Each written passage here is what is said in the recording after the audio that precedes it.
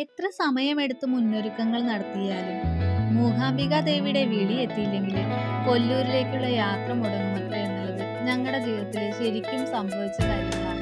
പല തവണകളായി ഞങ്ങൾ മൂകാംബിക അമ്പലത്തിലേക്ക് പോകണമെന്ന് കരുതി പല ദിവസങ്ങളും നമ്മൾ നോക്കി വെച്ചു.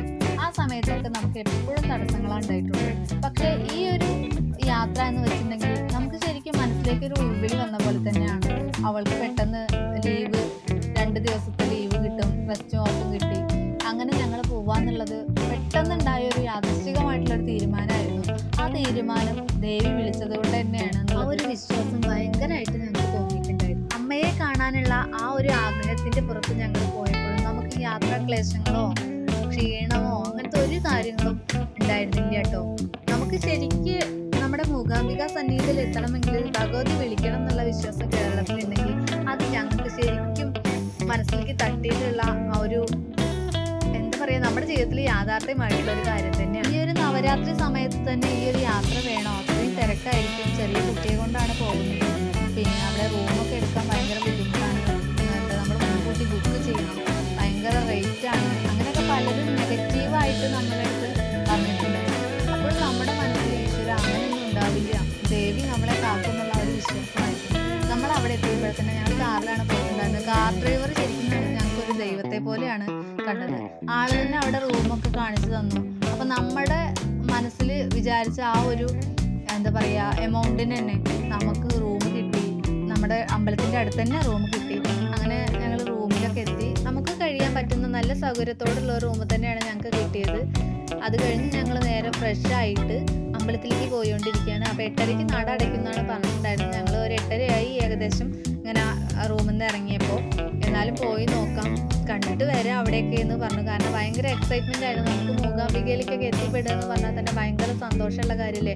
അപ്പം എന്നാൽ അവിടെ എങ്ങനെ എന്താണെന്നുള്ളതൊക്കെ പോയി കണ്ടിട്ട് വരാമെന്ന് കരുതിയിട്ട് ഞങ്ങൾ അമ്പലത്തിലേക്ക് പോയി. അത്യാവശ്യം തിരക്കൊക്കെ ഉണ്ടായിരുന്നു. മഴ നല്ല ഉണ്ടായിരുന്നു. അങ്ങോട്ട് പോകുമ്പോഴും അങ്ങോട്ട് വരുമ്പോഴൊക്കെ മഴ തന്നെയായിരുന്നു ഉണ്ടായിരുന്നത്. അങ്ങനെ ഞങ്ങൾ തൊഴാൻ വേണ്ടിയിട്ട് പോയിക്കൊണ്ടിരിക്കുകയാണ് കേട്ടോ. കുഞ്ഞു പിന്നെ ആക്റ്റീവ് ആയതുകൊണ്ട് തന്നെ ഞങ്ങൾക്ക് അത്ര വലിയ പ്രശ്നങ്ങളൊന്നും ഉണ്ടായിരുന്നില്ല. അവർ വാശിയും കരച്ചിലൊക്കെ ആണെങ്കിൽ നമുക്ക് ഭയങ്കര ടെൻഷനാവില്ല, അതൊന്നും ഉണ്ടായിരുന്നില്ല കേട്ടോ. ദേവീനെ കാണാനല്ലേ, അപ്പോൾ ദേവി കുട്ടീനെ നോക്കിക്കോളും എന്നുള്ള ആ ഒരു വിശ്വാസം തന്നെയാണ് നമുക്ക്. അവനൊരു കുഴപ്പം. ഞങ്ങൾ അടുത്ത ഡെസ്റ്റിനേക്ക് എത്തിയിരിക്കുകയാണ് ഗൈസ്. വീണ്ടും ആഗ്രഹിച്ച സ്ഥലത്തേക്ക് തന്നെ എത്തിയിട്ടുണ്ട്. വൈകിട്ടായിട്ട് അമ്മതാ പിന്നിൽ നടന്നു വരുന്നുണ്ട്.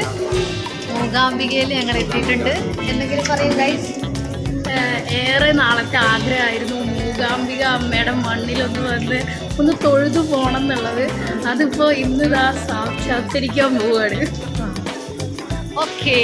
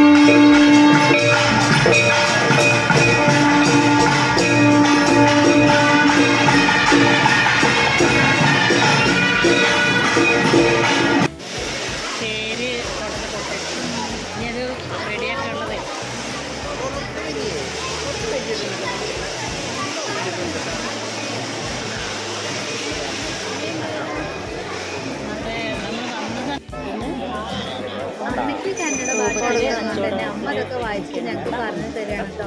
ഇവിടെ ഉള്ളതൊക്കെ വായിച്ചിട്ട് ഇന്നതാണ് കാര്യങ്ങളൊക്കെ പറഞ്ഞു തരികയാണ്.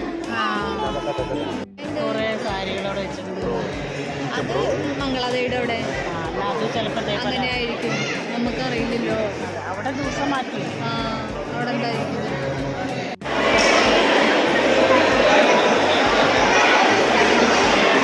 കഴിക്കുകയാണ്.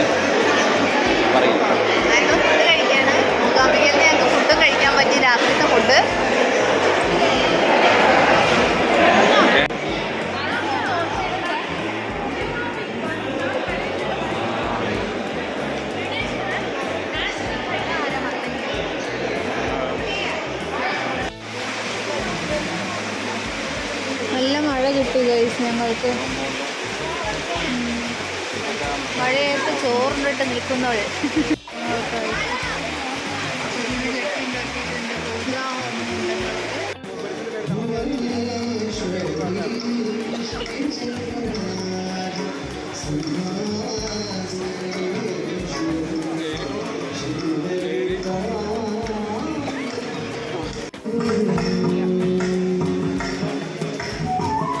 തിരക്കുണ്ടായിരിക്കും, ദേവിയെ കണ്ട് തൊഴാൻ പറ്റുമോ തിരക്കിൻ്റെ ഇടയിൽ എന്നൊക്കെ വിചാരിച്ചിട്ടാണ് ഞങ്ങൾ പോയിട്ടുണ്ടായിരുന്നത്. പക്ഷെ നമ്മുടെ കണ്ണിറയെ നമുക്ക് ദേവീനെ കാണാൻ പറ്റി, അനുഗ്രഹം വാങ്ങിച്ച് പോരാൻ പറ്റി എന്നുള്ളതാണ് നമുക്ക് ഏറ്റവും വലിയൊരു വന്ന സമയങ്ങളെല്ലാം നമുക്ക് ഭയങ്കര അനുകൂലമായിട്ടുണ്ടായിരുന്നു.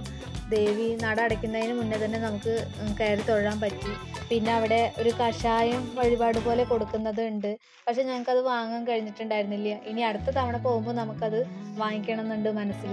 ഞങ്ങൾ ഇന്നലെ രാത്രി വന്നിട്ടും മൂകാംബിക അമ്മേനെ തൊഴുവൊക്കെ ചെയ്തു, നേരെ കാണാനൊക്കെ പറ്റി. ഇപ്പം ഞങ്ങൾ ഇന്ന് രാവിലെ കുളിച്ച് ഫ്രഷ് ആയിട്ട് ഒന്നുകൂടെ പോവുകയാണ്. അതെ, വീണ്ടും ഞങ്ങൾ കാണാൻ മഴയൊന്നും കുറവുണ്ട്. അപ്പം ഞങ്ങളിങ്ങനെ മെല്ലെ ഇറങ്ങിയതാണ്. നോക്കൂ ഗൈസ്, കോടയൊക്കെ ഇറങ്ങിയിട്ടുണ്ട്. നല്ല തണുപ്പായിരുന്നു. അതുകൊണ്ട് എടുത്തമ്മയ്ക്ക് കുളിക്കാൻ മടിയായ കാരണം ലേറ്റ് ആയതാണ്. അല്ലല്ല, ഇവിടെ മൊത്തം ഇങ്ങനെ ഈ ഒരു ഏരിയ. അങ്ങനെതാ ഞങ്ങൾ അമ്പലത്തിൻ്റെ അവിടെ നിന്ന് പൂവൊക്കെ വാങ്ങിച്ചു. തലയിൽ വെക്കാൻ മുല്ലപ്പൂ വാങ്ങിച്ചിട്ടുണ്ടായിരുന്നു. പിന്നെ അങ്ങനെ ഭഗവതിക്ക് സമർപ്പിക്കാനുള്ള ഒരു തട്ടുണ്ടായിരുന്നു, അതും ഒന്ന് വാങ്ങിച്ചിട്ടുണ്ടായിരുന്നു.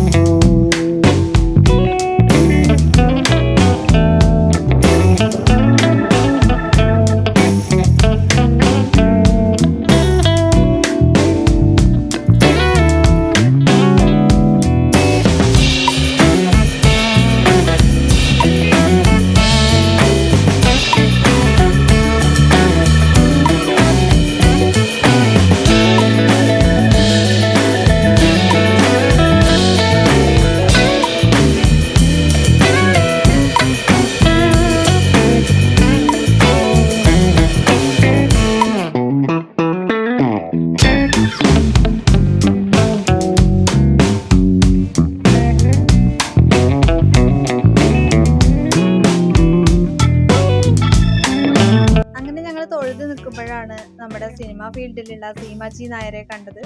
മാഡത്തിനോട് ഞങ്ങൾ കുറേ സംസാരിച്ചു, ഫോട്ടോ ഒക്കെ എടുത്തു. ഭയങ്കര കൂളായിട്ട് നമ്മുടെ അടുത്ത് ഭയങ്കര ഇടപഴകിയിട്ട് സംസാരിച്ചു. ഭയങ്കര സന്തോഷമായി നമുക്കത് കേട്ടോ.